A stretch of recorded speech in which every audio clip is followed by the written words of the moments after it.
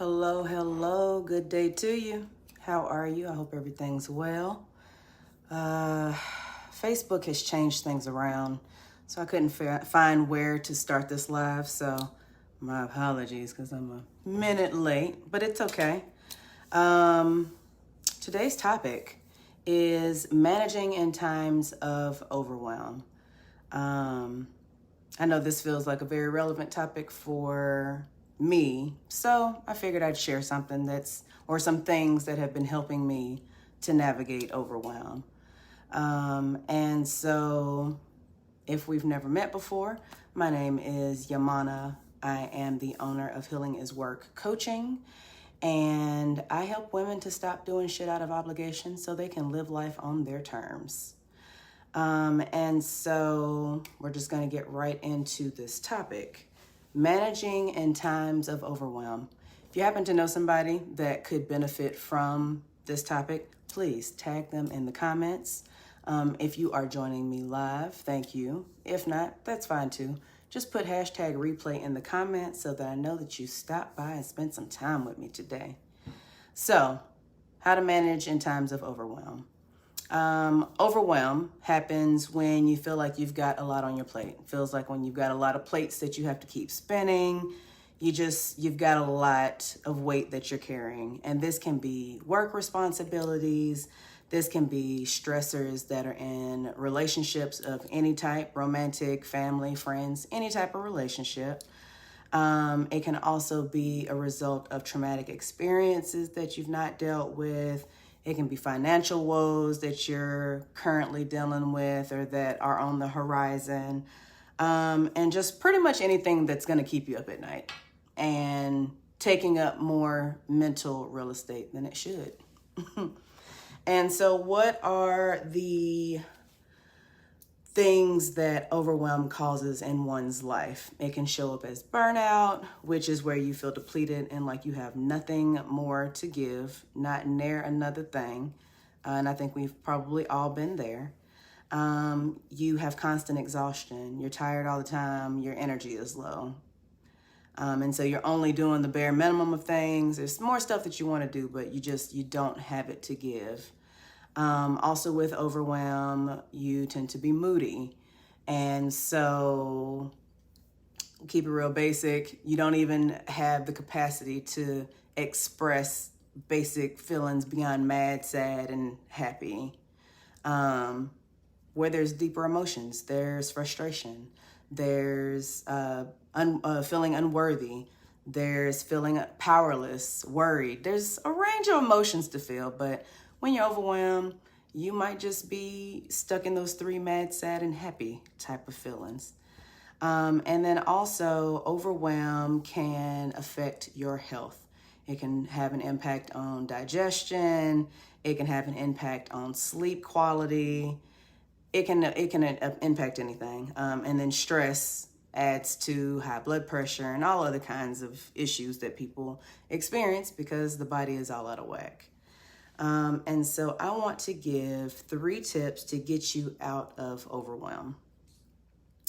And so tip number 1 is going to be breathing, meditation, something in the mindfulness space. And so there are lots of techniques. I'm not a person who has studied breathing, but there are courses you can take on it if you're curious.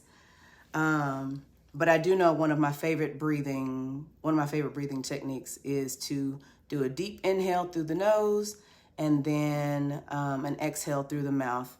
And so I'm going to do a couple of those to demonstrate what I'm speaking of. So, and I like to close my eyes when I do it. So, in through the nose, out through the mouth. And I usually do 3 to 5 of those, real slow. There's also like box breathing where you inhale for 4, hold it for 4, exhale for 4, and then hold it for 4. And you repeat that. There's guided breathing exercises. Literally, you can get on YouTube University and type in breathing exercises and find all kinds of people that will walk you through how to do this. Tip number 2 is going to be focus on the baby steps. I know that as society has taught us that goals are important. You have to set goals so that you know what you're working towards, and that's fine. But when you're feeling overwhelmed, thinking about how you still have 6 months to finish a degree or whatever it is that you're pursuing, sometimes that can feel like a lot. I know for me, with growing my coaching business, there's a lot of things that I want to do, and I also work a full-time job. And so there was a period a few weeks back, maybe a month or so at this point, where I would find myself frustrated because I want my business to be further, but I only have so much to give each day, and I have to be okay with what I do have to give. And so instead of focusing far out on the fact that I want my website to be up and running and I want all these different things in place, I reel it in. I find the baby step that I can work on right now, and I work on that. And then once I've done that, I do the next baby step. And I just keep doing the baby steps consistently. And then you look up and you're like, well, damn, I did it. Look at all this that I've done. The baby steps, focus on those. And then tip number 3 is going to be patient with yourself. It has taken you months, years, decades to become who you are, to handle things the way that you handle them, because it is informed by your experience, and that's fine. It's also going to take time to undo things, for things to change, and it's important to remember that most things are not temporary. Most things just are not temporary. Are not permanent, excuse me. Most things are temporary. And so getting hung up in the fact that this one thing is going on today, right now, 3 months from now, you may even forget about this thing that's going on that's plaguing you right now. So be patient with yourself.